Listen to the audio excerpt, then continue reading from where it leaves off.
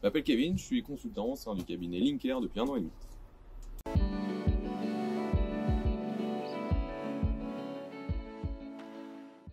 Parler d'argent est un tabou typiquement franco-français.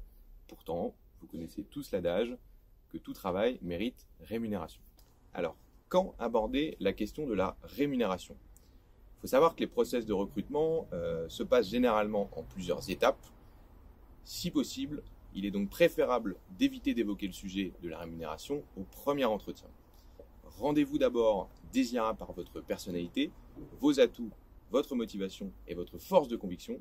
Il est toujours mieux perçu de s'intéresser d'abord au poste et à l'entreprise, et ensuite il sera plus simple de négocier une fois que vous aurez séduit votre interlocuteur.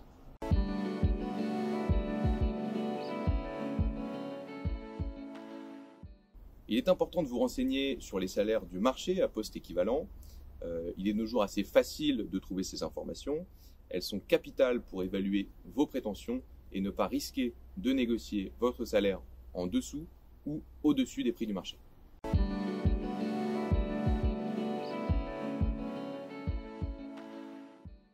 Il est également important de bien connaître votre rémunération. Cela paraît évident, et pourtant, entre le fixe, le variable, les primes, le 13e mois, la voiture et d'autres éventuels avantages, on a tendance à s'y perdre.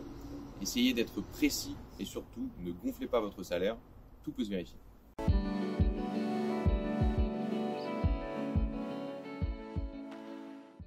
Pour amener la question, soit l'interlocuteur s'en charge, ce qui est souvent le cas avec les RH ou avec les cabinets, qui auront pris le soin de vérifier si vos prétentions rentrent dans la fourchette de rémunération prévue pour le poste. Soit l'interlocuteur n'aborde pas le sujet et c'est à vous de le faire. Préférez alors la fin de l'entretien, une fois que toutes les autres questions ont été posées.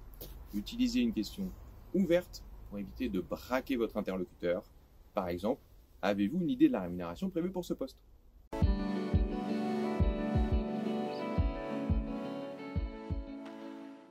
Au final, restez détendu.